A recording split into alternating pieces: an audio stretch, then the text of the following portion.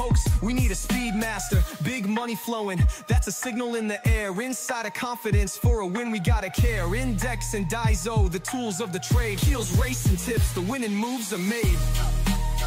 Heels, racing tips. What's up mga ka-BK and welcome sa Kel Racing Tips. Mga bata, mag-ingay. Ayan, 1:53 AM na. Ngayon lang dumating ang DASO, no? Ang index kanina pa dumating. Anyways, maraming salamat kahit talo lang tayo ngayon, tuloy-tuloy pa rin na JBH style nakaraan. No? Wala kami pakialam, di ba? Wala kami pakialam! Tapos yung Rat Hearts, no? Yun lang yung ipalyado, pero magpaganda pa. Masyado naman Yamato talaga eh. Una pa lang, sa tingin pala ng lineup eh, talagang malyamado. Eh, nagbabakasakali lang naman kami magdihado, di ba? Kaya ang rota namin, 2,000, tapos wala pa kaming midnight bell. Ay, talaga. Mali ko ba? Kakadihado ko yan. Diba? Kahit solong Tagana rin talaga siya yung entry number 1 dun eh. Tsaka si Resonant, no?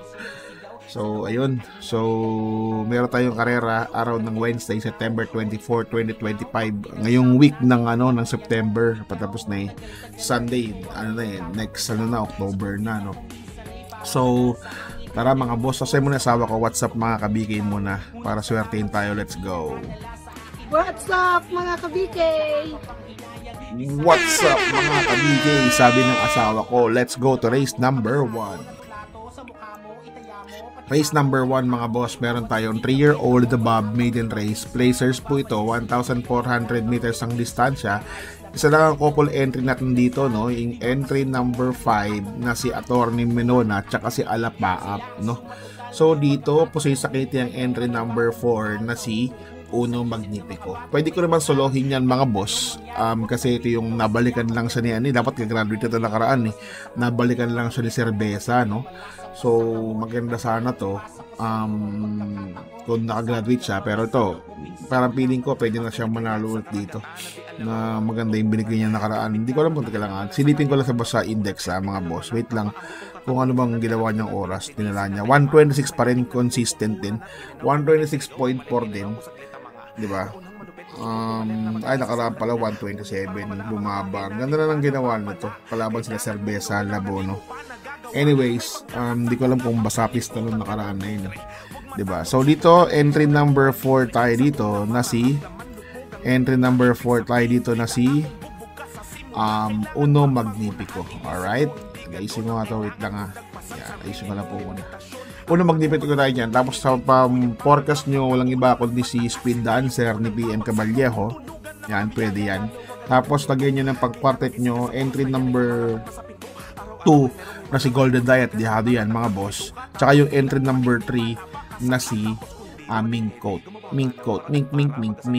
Yan. Sama niya yan 4 kayo dyan, Uno Magnifico, solohin nyo na po yan. Napakagandang yan. Napakaganda yan. Hindi na po para matalo yan. Alright. Let's go to race number 2. Race number 2 mga boss. Meron tayong wait lang mga boss. Race number 2 mga boss, meron tayong class 5, 17 to 41 split, 1,400 meters ang distansya. Dito we have 8 runners, no? Wala tayong couple entry. Para sa akin, nang napupusuan ko dito si PM Caballejo, Golden 8. Yan, Golden 8 tayo dyan mga boss. Tapos lagyan natin ng entry number 2 na si Princess Belle at isa pang Charm and Luck. Yan lang, tatlo lang yan, okay na yan. Sama nyo si Malbatan, sama nyo si pwede yan, si Masayang Tunay. Kayo para na masusunod mga among tunay ha. Let's go to race number 3. Race number 3, ito yung nakaraan na nag-close na yung ito yung nakalaan na nag-cancel yung karera ng race 3. Laban nila to di ba? Dahil dyan, si Early Bird, no? Alam ko, Jordan Guerra natin to ngayon, bakay kayo na pwede na yan, pwede na manalo yan, di ba?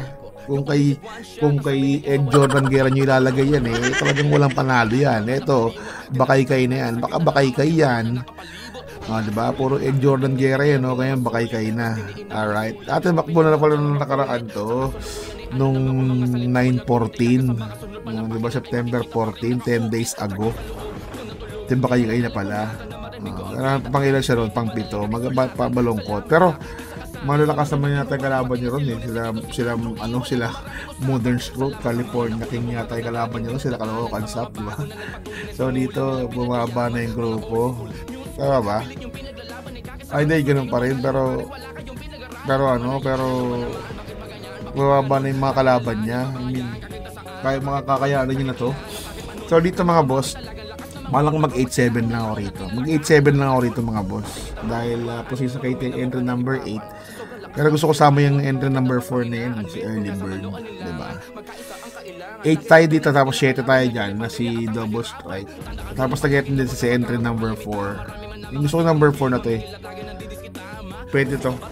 Entry number 4 na si Early Bird. Yan. Pwede yan. Uy, meron pala pang-ibabaw pala to. Pangalawa ni Mr. Blue, pangalawa ni Mr. Yellow. Pangatlo lang ni Mr. White. Sama niyo yan mga boss. Nakaluwag-luwag kayo. Alright? Let's go to race number 4. Race number 4 mga boss. Meron tayong class 5 ulit, 17 to 41. 1,400 meters ang distansya. We have 8 runners, no? Dito susuluhin ko tong si 127. Dito tong si Lady Secret, no? Sinakyan rin niya, alam ko ni Bakay Kaya yan eh, si Lady Secret. Pag sinakyan ni Bakay Kaya si Lady Secret. Kaso malungkot talaga yung mga ginalawan niya, 127, yung 720, tapos 128, 132. Pwede rin to eh, oh, dihado yan, oh. Si Mr. Yellow lang ang meron siya. Pero solohin ko po ito, makakatipid-tipid lang ako. Dapat lang kay Guse. Yan, 5. Diba? Meron akong gusto dito eh. Entry number 6, the Sea Lake Apo. Yan ang gusto ko talaga. Diba? Hanap lang ako na marindi. Baka si Patty solohin ko rito, si Patty. Si Kando na pala may ari ng potential. Wala ka ba? Binili na? Wala ba hindi na nga masyado kayo? Hindi na nga malagaan si anong pangalan na to? Si Calio Loreto eh. Tapos binili pa pala ni potential, no? Siya pala may ari nun. Yun, so yun, baka suluhin ko yung si nasa akong tiwala dito kayo ni. Basta 4, suluhin ko yan. Mamamatay tayo, mamamatay. Magkakatlo ko rito. Gusto ko tong si Lake Apo tsaka si Lady Secret. Alright, kaya para naman susunod, let's go to race number 5. Race number 5 mga boss, meron tayong class 5, 17 to 41 split. 1,400 meters ang distansya. We have 8 runners, no? Dito 1, 2, 3, 4, 5 dito. Arthur's team tayo dito. Tapos lagyan natin ng entry number 3 na si Ginseng, no? Giselle Princess. Tapos na yung sapin. Para mas gusto ko yung sige, yan na lang. Sapin. Right. Yan. Right. Left. Right. Let's go to race number 6.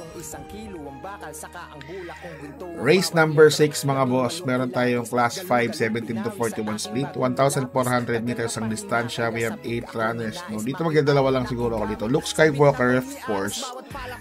Entry number 8 na si Instant Notice. Baka masama ko si Mythic Layla.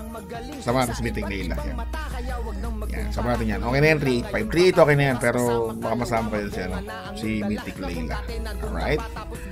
Let's go to race number 7. Race number 7 mga boss, meron tayong Class 5, 17 to 41 split, 1,400 meters ang distansya. We have 10 runners, no? Walang couple entry. So dito para tingnan na po si Sakiti ang entry number 1 na si Animo Lasal. So dito, dahil ayoko kay Magno, nakakatakot, poprotektahan ko lang syempre. So dito dahil po si Sakiti, kailangan patingnan ang index. Bakit? Anong meron? Bakit nga ba? You tell me.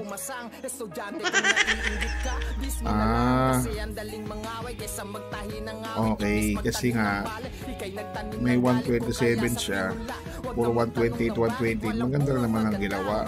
Kaso sa loob mahirap na Mas hindi pa palalo si Henson. Malungkot. Tagal hindi pa palalo ni Henson, no? So dito, mag-aapat na lang ako.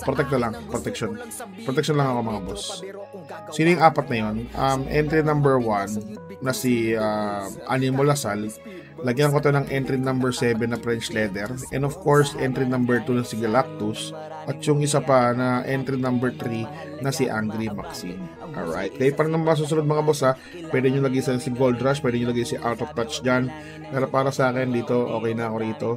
So tatlong niya, apat na yan. Si Animo, si Galactus. Yan. Alright. So that would be all. So congrats nga pala sa bagong napag-podcast ni Boss ni Boss Black Superman. Nakita ko na pala ko. Diba? Yun lang. So kita-kits kay Boss Popoy Montenegro, kay Boss Popoy Lagman sa mga lagi kong nanonood sa akin, nangiya ako. Maraming thank you. And pa-subscribe at pa-share sa mga groups. Alright? Ayun lang, babush. What's something people don't know about horse racing? It's not just luck, it's strategy, skill, and insider tips. Welcome to Keel's Horse Racing Tips. Here, we're not just spectators, we're winners. Whether you're a seasoned punter or a racing rookie, Keel's got you covered.